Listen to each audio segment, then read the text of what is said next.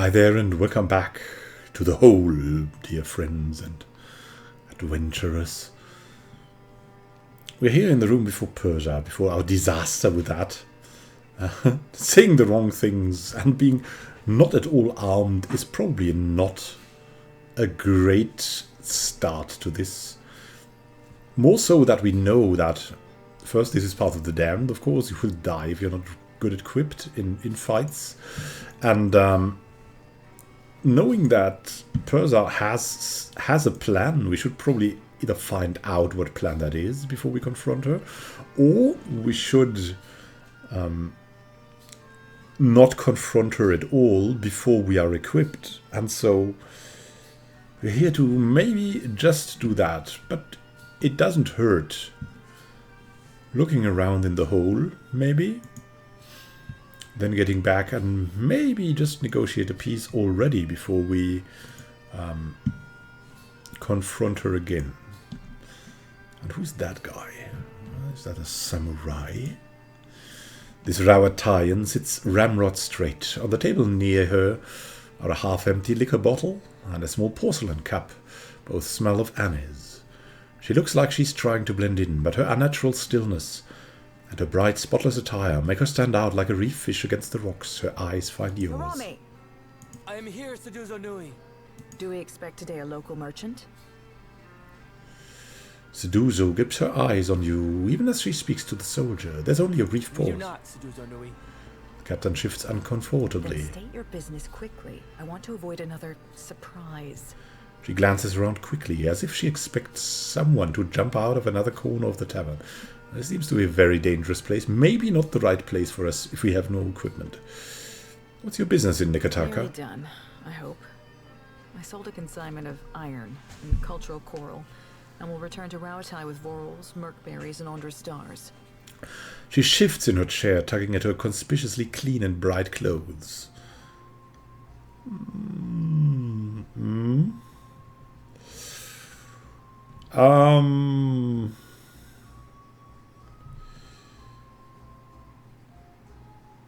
Yeah, that's a tavern full of fights. I see. What is your business with me?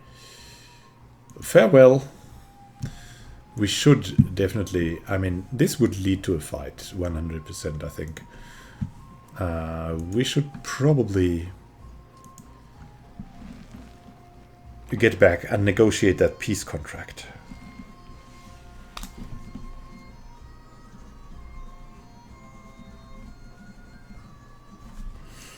Yeah, this is also blind, and so don't think I'm... I know what will happen all in advance. What's going on here now? Who is that? A man saunters over to you with a jagged smile. He's got a long, crooked scar on his forearm, and he's rolled his sleeve up to flaunt it. You must be new. Lucky for you, we have a special rate for newcomers.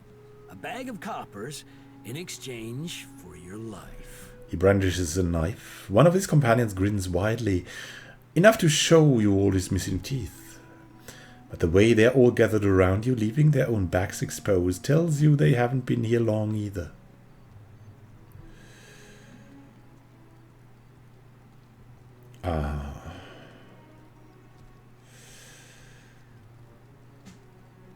I will try to scare them off. Want to know what I did in my last life to get this face. Swallows audibly, looking at the twists and ridges of your flesh. The thugs look at one another and exchange a few panicked whispers. It seems we've made a mistake. Forgive and forget, no? He smiles, backing away. They hurry off and disappear back into the crowd. Yeah, that's the best decision when you have no equipment, I guess. So... scare them off, and now get rid of this place and get some equipment. That's probably a lot better idea, as everyone here seems to look for a fight. Leave it to me. What's in here, though? Oh, some parts of spiders or something. And in here, a little bit more. Yeah, let's negotiate a little bit. Let's go back to the Queen's berth. why not go to the Bardato estate?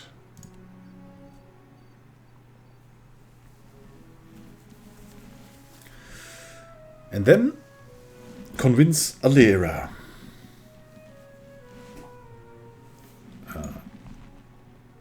Convince Ezali. And I like that quick travel thing. So let's find out. We just got to say the right things, right? Ezali.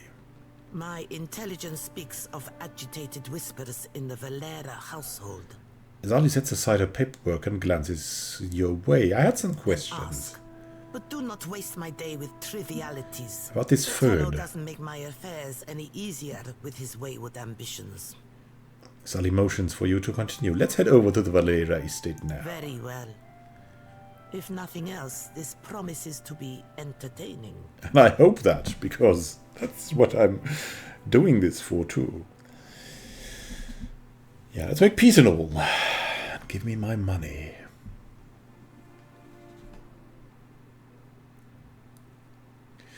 Bardato and Valera representatives stand arrayed around the dining table, wearing expressions of anxiety and resentment.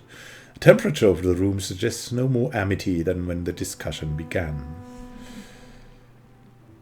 If we could open by defining each of our grievances and demands. If you can finish your sentence, Atello cuts you off with a hard wave of his You run your hand. bank like a crime syndicate. Some of us struggle to tell the difference. Atello points an accusing finger across the table. Oh, that's going to be a bloodshed. We can take it up with the director anytime you feel like explaining why your children are intimidating my merchants. As Holly opens her palms, in every way composed, she glances over at you and her mouth turns I downward. see our would-be mediator has arrived. Well, we're here. I hope this wasn't some elaborate, ill-advised jest. I would not willingly welcome a Bardato beneath my roof for the sake of a jest.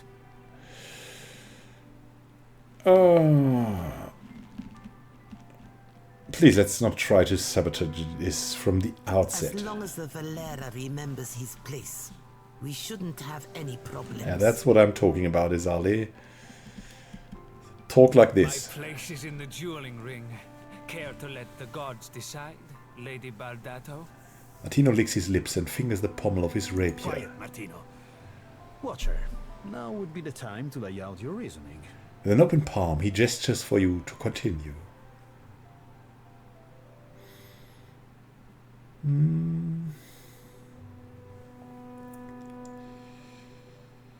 I've made allies of former enemies before. I think we can all pull together into a stronger force. Ak, raise the stir in the White March Mountains. The same could be done here. A force? Watcher? To what end? The Huana. Everyone who stands against us. The only end there is profit. Expansion of trade and progress in the region. I want to help the Huana of this city. I'd like the company to be an earnest ally. Yeah, that's what we really want. Do we want to be so honest? Expansion of trade and progress. Profit, that's probably they would say yes to that, right? But we've got to stay true to ourselves. I want to help the Huana of this city. I'd like the company to be an earnest ally. You hear more than one person laugh, including Martino. Atello, however, only looks A surprised. noble enough goal. He smiles thinly. Atello, I hadn't realized you had a soft spot for the natives. As Holly's grim expression fades for the brief duration, the slightest twitch at the corner of her mouth. You were a gold-packed knight once, weren't you, Asali? Oh, we know that. The mercenary paladins hold impartiality as a high virtue. Tello, you let your children lash out at the Bardatos. What's your goal? My goal? To wring out a little respect from this feud before we go under. So he's The pessimistic. company will bleed us dry. We give our lives, our loved ones' lives, and they don't lift a finger to help us. The Bardatos turned their backs. Why shouldn't I teach my children to walk with their heads high? Sally frowns, looking at him skeptically. Yeah, we could make this a difficult thing for the company. Can't you kiss and make up like normal people?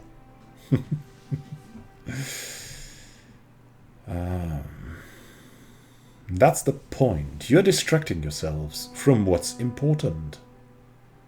So, what's your solution? We square off against each other on a field? Martino's hand drops his sword belt. Otello, will you put a leash on your son, please? You hear stifled snickering from the corner. Martino looks over. Orso and Laro feign interest in the carpet. Forgive my son's inclination to seek out easy solutions. Completistas have a way of arousing his ire, a trait that runs in the family. Otello gives you a warning look. Esali, why shut the Valera family out of One trade? does not arm the competition. Besides, lesser people have made more of themselves without the aid of banks. Esali stops herself, seeming for the moment to doubt her own convictions. It's not like you've given them a reason to prove their trustworthiness. For a few moments, Esali only stares, frowning at the surface of the table. Otello glances at you, his brow I want furrowing. the Principe out of the trade lanes. What? Half of this month's shipments are missing. I'll give you coin and crew for 5 ships to earn back my investment. She opens her palms and awaits his response. 6 ships. With 6 I will drive the Principe from these waters like rats from a fire. Otello straightens his spine and nods with 6 confidence. ships. I believe we just made a deal, Valera. Then it's settled? Otello sounds bewildered by his own words. So it seems. For the time being. Esali shrugs. Time will tell if this arrangement is a favorable one. My hosts, you'll excuse me if I return home. She inclines her head, favoring you with a bemused look on her way out. And we helped the Valiant Trading Company with this. Something we didn't want. But we solved something peacefully, which is probably okay. For us, at least. And we need to arm ourselves heavily. Heavily. Now then. Also. Never saw myself breaking bread with a Bardato. Well, now you are. So, thank you for watching, and happy gaming to you. Let's see what we can do next time. We want to get our hands on some equipment. And we have to research into how. Have a great time until next time, and happy gaming.